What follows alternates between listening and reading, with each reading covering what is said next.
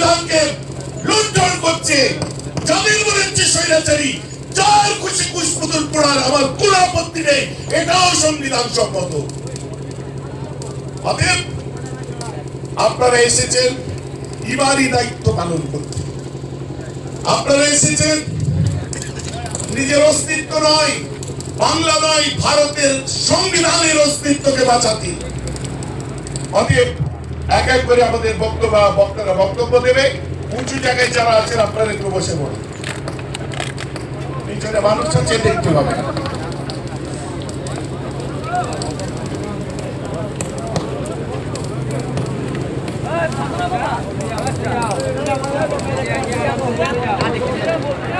আমি আমার ছেলেদের যুবকদের কাছে প্রশ্ন করব, বহু জায়গায় পালন করার পরেও আপনারা এত মানুষ আজকে এসে গেছেন,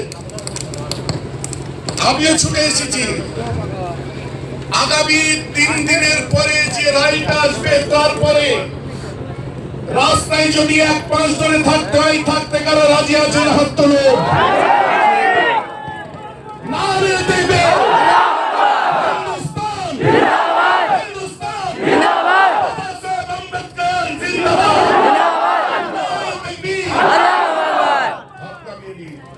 আজ এখানে শপথ করলেন, আল্লাহ দেখলেন, আল্লাহ সম্পত্তি রক্ষার শপথ করবে।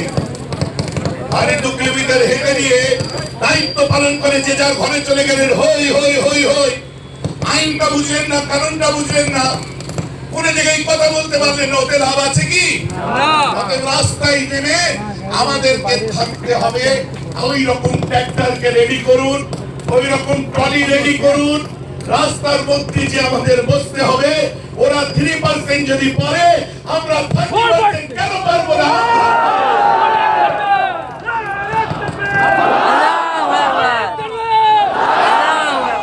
বাকি সব জায়গায় তো সামনে থেকে লিডিং দিচ্ছে, আপনারা দেখছেন। আবার এটাও দেবো, ইমানি দায়িত্ব কবরেই তো যেতে হবে। সে যে বলছে কবরও থাকবে না, তো পারলে আগের মূল্য পেয়ে গেছে। যাক, এখন বক্তব্য দেবেন আমাদের বিভিন্ন এলাকা থেকে যারা এসছেন গণ্যমান্য ব্যক্তিরা। আমি আপনাদের সঙ্গে এখানে শেষ পর্যন্ত, এরপরে আমাদের কালা কানুন মিডিয়ার ভাইদের আমরা বলবো, আর কত পার্সিয়ালিটি করবে, আর কত ঝামা চাপা দেবে, আর কত একটা জাতিকে চাপা দিয়ে রেখে দেবে। আজকে তুমি জমিনে চাপা দেওয়ার চেষ্টা করছো। দিল্লির ইন্ডিয়া গেটের 65,000 নাম, তখন দিল্লিতে প্রধানমন্ত্রী মাথা তুলে দেখছে 97,000 শহীদদের মধ্যে 65,000 তাদের নাম, যাদেরকে চাপা দেওয়ার চেষ্টা করছো।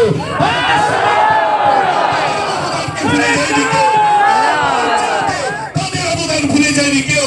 বীর আব্দুল হামিদের বুকে বেঁধে ট্যাঙ্কের সামনে ঝাঁপিয়ে পড়া ভুলে যায়নি কেউ। আশফাকুল্লাহ খানের গলায় ফাঁসির দড়ি নেওয়া ভুলে যায়নি কেউ। আমি যদি এভাবে বলি, मौलाना अबुल कलाम आजाद के भूले जाइए क्यों? भाइयों, कहाँ जा रहे हो? ये हमारा देश है, हमारे बाप दादी की कब्र इस देश में है। अपने गड्डी नीचे उतारो और हिंदुस्तान में अपने डेरा बनाओ।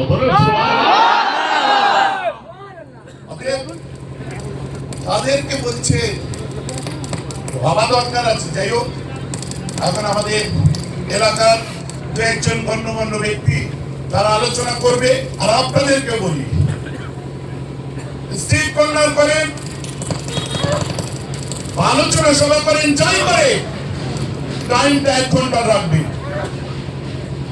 1 থেকে 1.5 ঘন্টা রাখবে। শুকরিয়া আকাশ থেকে নেমে 6 মেরে মারার আগে আমরা আমাদের কাজ গুটিয়ে দেবো। শুকরিয়া এসে ফ্যাল ফ্যাল করে তাকিয়ে দেখবে, ফাঁকা মাঠে এসে তারা হিন্দি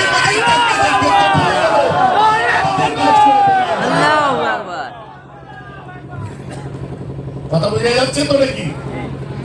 আজও তার বিলম্ব হবে না। আমাদের পরস্পর একের পর এক বক্তব্য রাখবেন। এখন কে বক্তব্য দেবেন? কুমারডাঙ্গা মসজিদের খতিব, তিনি এখন আপনাদের সামনে বক্তব্য দেবেন।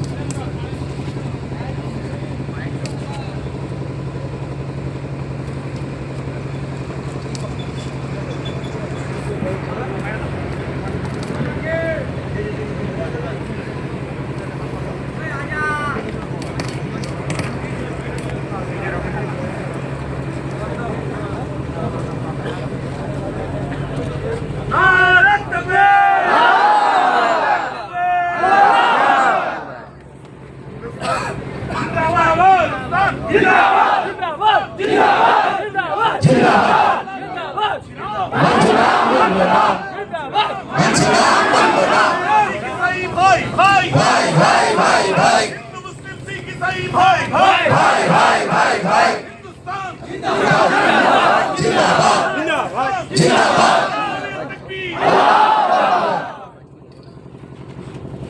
আলাইকুম ওয়া রাহমাতুল্লাহি ওয়া বারাকাতুহু। নাহমাদুহু ওয়া নুসাল্লি আলা রাসূলিহিল কারীম। সমস্ত প্রশংসা আল্লাহর জন্য, যিনি আমাদেরকে একত্রিত করেছেন। তারপরে পড়ি আওলাদে মুজাদ্দিদুজ জামান, আমাদের সকলের প্রিয় ভাইজান হুজুর কিবলা এখানে উপস্থিত রয়েছেন, ওনাকে সম্মান জানাই, শ্রদ্ধা জানাই। তারপরে যারা জ্ঞানী গুণী সুদীজন এসেছেন, সকলকে শ্রদ্ধা ও সালাম জানাই। আজকে আমরা একত্রিত হয়েছে একটাই কারণ, কেন্দ্রীয় সরকার, যে সরকার এখন ভারতবর্ষে চালাচ্ছে, একটা ধর্মীয় দলকে সামনে রেখে, যে ধর্মীয় দল যা কিছু বলে কেন্দ্র সরকার সেটাই করে। আর সেই ধর্মীয় দল বারবার চেয়ে এসেছে এই দেশ থেকে একটা সম্প্রদায় মুছে যাক, একটা সম্প্রদায় শেষ হয়ে যাক। কিন্তু আমরা এই দেশকে ভালোবেসে আছি, আমরা এই দেশকে ভালোবেসে রক্ত দিয়েছি। আমরা পাকিস্তানের ভালোবাসায় রক্ত দিইনি, আমরা বাংলাদেশের ভালোবাসায় রক্ত দিইনি। সেই জন্য অপরদিকে মুসলিম আছে কি পাকিস্তানে কে কর্নেল আছে আমাদের দেখার দরকার থাকে না। আমাদের ভারতবর্ষের সন্তান একজন শাহনওয়াজ খান, আপনারা সকলেই নাম জানেন, যিনি নেতাজির আমলে কর্নেল ছিলেন। তাকে বারবার যখন পাকিস্তানের সাথে 65 সালে যুদ্ধ হয়, বারবার বলা হয়েছে বিরোধী করবে। তিনি তখন বলেছিলেন অপর দিকে কে আছে আমার দরকার নেই। সেই যুদ্ধে তার সন্তান শহীদ হয়েছিল, ওই দেশের অনুযায়ী একজন মুসলিম শহীদ হয়েছিল। এনাকে বলা হয়েছিল তোমার ছেলে শহীদ হয়ে গেছে, তোমার ছেলে ওই দেশে খুন হয়ে গেছে। উনি বলেছিলেন ভারতবর্ষ আমার প্রাণ, ভারতবর্ষ আমার জান, অধিকার বাপ আছে কি না জেনে দরকার নেই। ওরা পাকিস্তান, আমি হিন্দুস্তানের মানুষ।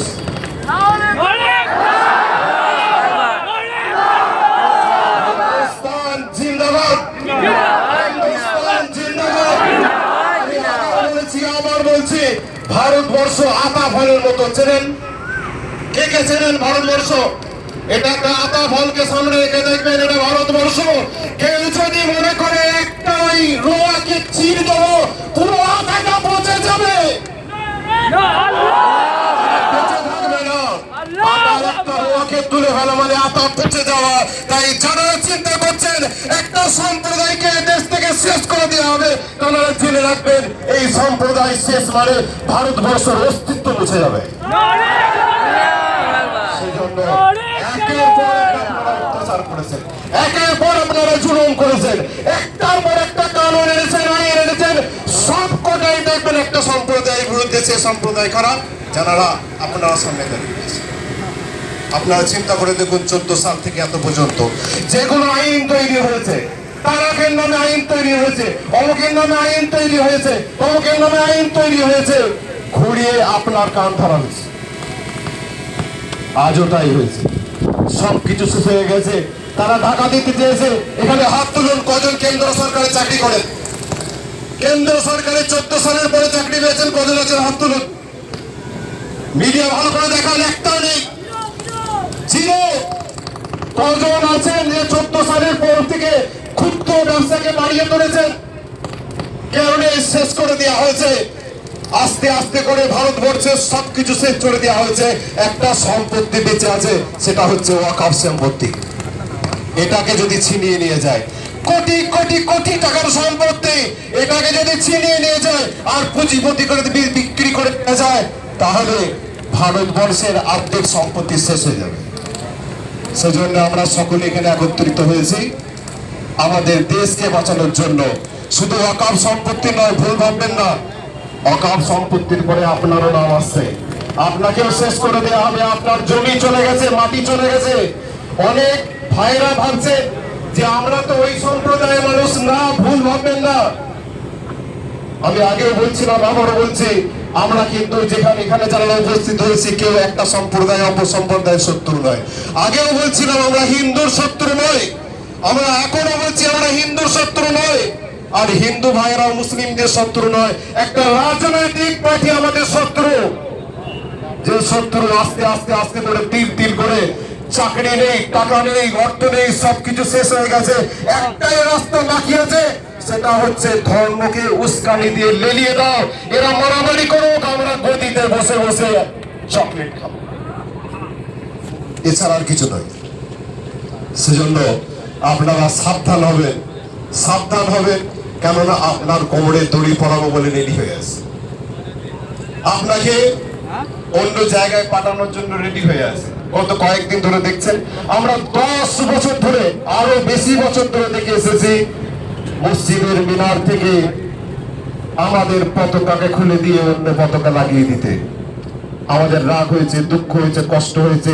কোনোদিন কোনো মুসলমান একটা গাড়িতে পতাকা লাগায়নি, কোনোদিন কোনো মুসলমান মন্দিরের উপরে গিয়ে পতাকা লাগায়নি, কিন্তু একটা পতাকা খোলা হয়েছে, তারা দেখিয়ে দিয়েছে আমরা তোমাদের শত্রু। কেন? কারা ওই শত্রু? রাজনৈতিক উন্মাদনায় যারা মত্ত তারা। কোনো হিন্দু ভাই আমাদের শত্রু নয়, হিন্দু ভাই আমাদের শত্রু হতে পারে না। তারা জানে, ভাইজান বলছিলেন যখনই দিল্লির গেটের দিকে তাকানো হয় তখন দেখা যায় যাদের নাম লেখা আছে 50% বেশি নাম মুসলিম সম্প্রদায় থেকে উঠে এসেছে। স্বাধীনতা আন্দোলনের যারা প্রথম সাথ চাকিয়েছে তারা মুসলিম। এই